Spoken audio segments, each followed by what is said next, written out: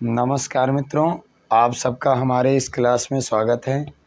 और आज हम आपको अपने इस क्लास में रूपक अलंकार पर अपना यह क्लास लेकर के उपस्थित हुए हैं। तो आइए हम देखते हैं रूपक अलंकार है क्या और उसकी परिभाषा क्या है, उसके उदाहरण क्या हैं और उसमें भेद रहित आरोप कहाँ पर होता है। ठीक, तो हम देखेंगे रूपक अलंकार की परिभाषा, उदाहरण एवं स्पष्टीकरण तथा उसके कुछ अन्य महत्वपूर्ण उदाहरण भी हम इसी क्लास में देखेंगे। तो आइए हम सीधे क्या रूपक अलंकार ही पढ़ते हैं। तो देखिए, आज हम पढ़ेंगे क्या है रूपक अलंकार। रूपक अलंकार, रूपक अलंकार, ठीक, अर्थालंकार के अंतर्गत आता है। अर्थालंकार के अंतर्गत दूसरा अलंकार है या रूपक अलंकार। ठीक, तो रूपक अलंकार हम पढ़ेंगे। अब इसकी परिभाषा पहले देख लेते हैं क्या है इसकी परिभाषा। इसकी परिभाषा क्या है, ठीक, परिभाषा हम देखते हैं। रूपक अलंकार की परिभाषा क्या है? जहाँ उपमेय और क्या, जहाँ उपमेय में उपमान का भेद रहित आरोप हो। जहाँ उपमेय में उपमान, मतलब उपमेय क्या है? प्रस्तुत है। उपमान क्या? प्रस्तुत है। जहाँ उपमेय में उपमान का भेद रहित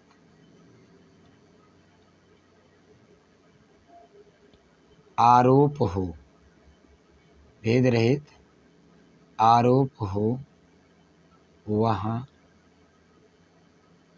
रूपक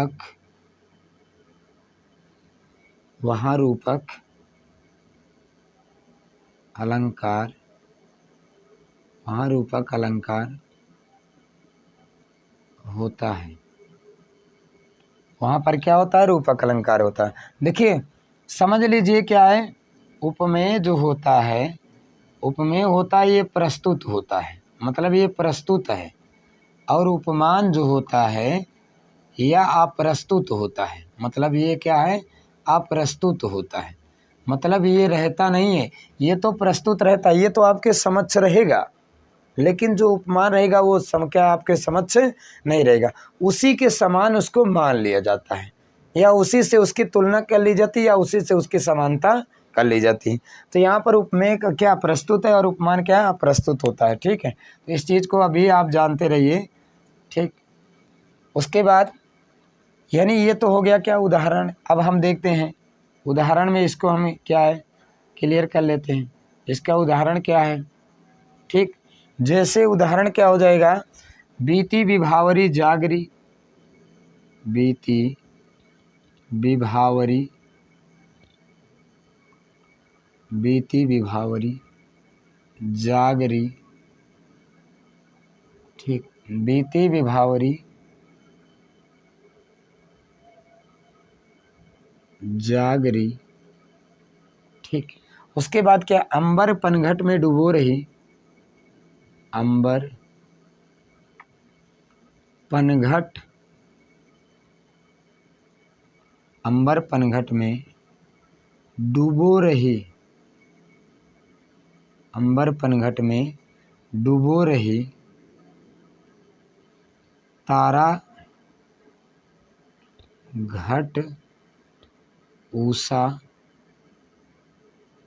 नागरी। ठीक है, तारा घट उषा नागरी, ये जयशंकर प्रसाद जी का गीत है। ठीक, ये जयशंकर प्रसाद जी का क्या है?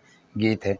अब यहाँ पर देखिए, बीती विभावरी जागरी, यानी बीती बीत गई है, विभावरी माने होता है रात, यानी एक सखी है वो अपनी दूसरी सखी से करे कि हे सखी रात बीत गई है, अब जागरी मतलब जाग जाओ।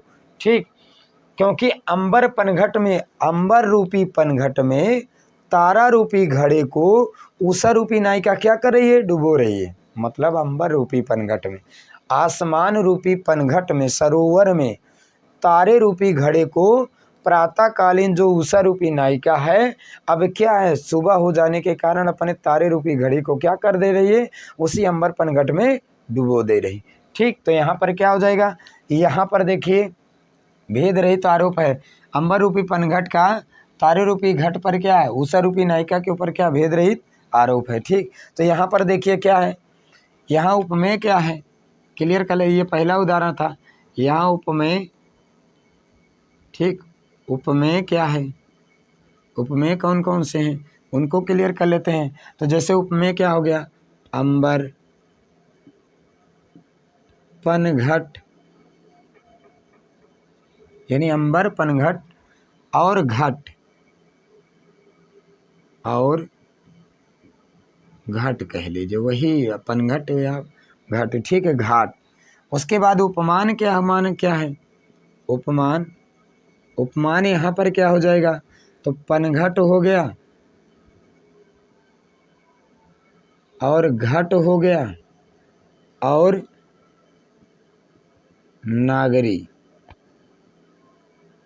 ठीक। और यहाँ पर साधारण धर्म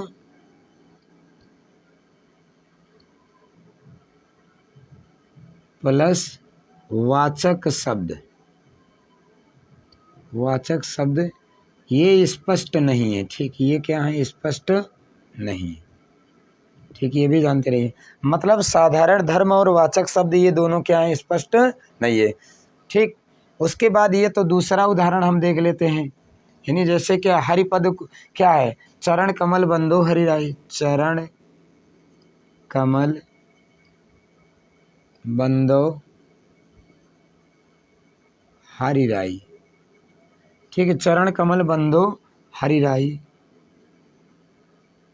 ठीक। और यहाँ पर देखिए चरण कमल, यानी चरण कमल बंदो हरिराई, यानी भगवान कृष्ण के चरणवत कमल की, यानी क्या है, वंदना करना चाहते हैं, कौन, कवि करना चाहता है, हरिराई मतलब ईश्वर की, ठीक। तो यहाँ पर क्या भगवान के क्या एक चरण है तो दूसरा कमल, भगवान के चरण की तुलना किससे की गई है, भेद रहित आरोप किस पर है, कमल पर है, ठीक। तो यहाँ पर क्या हो जाएगा, रूपक अलंकार। उसके बाद तीसरा उदाहरण हम देख लेते हैं, कौन सा है, तीसरा उदाहरण देखते हैं, उदित उदयगिरी मंच पर रघुवर बाल पतंग, उदित उदयगिरी मंच पर रघुवर बाल पतंग, ठीक, रघुवर बाल पतंग। उसके बाद है क्या, बिकसे संत सरोज सब, बिगसे संत सरोज सब, हर से लोचन भृंग, ठीक, हर से लोचन भृंग, चाहे आप इसको याद कर लीजिए चाहे इसको, ये तीनों क्या है उदाहरण बहुत ही इम्पोर्टेंट है, ठीक। यानी पहला उदाहरण बीती विभावरी जागरी, अंबर पनघट में डुबो रही तारा घट उषा नागरी, दूसरा है चरण कमल बंदो हरिराई, तीसरा है उदित उदयगिरी मंच पर रघुवर बाल पतंग, बिगसे संत सरोज सब, हर्षे लोचन भृंग, ठीक। और ये धनुष भंग का पहला ही दोहा प्रसंग है, ठीक। जब भगवान रामचंद्र जी माता सीता जी के लिए जो स्वयंवर रचा गया था, उस समय जब भगवान राम धनुष को तोड़ने के लिए उपस्थित होते हैं तो वो उस समय कैसा शोभायमान हो रहे हैं उसी का यहाँ पर वर्णन किया गया है, ठीक, इस दोहे में। उसके बाद ये तो हो गया क्या है, रूपक अलंकार, और रूपक अलंकार को हम एक ही पेज पर क्लियर कर लिए, ठीक। अब देखिए एक बार इसको रिपीट कर लेते हैं, हम देख रहे हैं क्या, अर्थालंकार का दूसरा अलंकार कौन सा, रूपक अलंकार, ठीक। अर्थालंकार में हम देख रहे हैं कौन सा, दूसरा अलंकार रूपक अलंकार। इसकी परिभाषा क्या है, जहाँ उपमेय में उपमान का भेद रहित आरोप हो वहाँ पर कौन सा अलंकार, रूपक अलंकार होता है, या उसे रूपक अलंकार कहते हैं, जो भी आप मान लीजिए होता है या उसे वो रूपक अलंकार कहते हैं। उदाहरण क्या है, बीती विभावरी जागरी जागरी, अंबर पनघट में डूबो रही तारा घट उषा नागरी, यहाँ पर क्या है, उपमेय क्या है, अंबर पनघट और घट घड़ा, ठीक। और उपमान क्या है, पनघट घट और नागरी है, ठीक है। और साधारण धर्म और वाचक शब्द ये स्पष्ट नहीं है, उसके बाद चरण कमल बंदो हरिराई, यानी क्या, चरण कमल बंदो हरिराई, यानी भगवान कृष्ण के क्या कमल रूपी चरणों की वंदना करना चाहते हैं। तो यहाँ पर क्या है, कमल में क्या, चरण में कमल का भेद रहित आरोप है या कमल में चरण का भेद रहित आरोप है। ठीक, उसके बाद अगला है उदित उदयगिरि मंच पर रघुवर बाल पतंग विकसे संत सरोज सब हर्षे लोचन भृंग। ठीक, तो यहाँ पर जो है रूपक अलंकार कंप्लीट हुआ। अब हम आपको अपने अगले क्लास में उत्प्रेक्षा अलंकार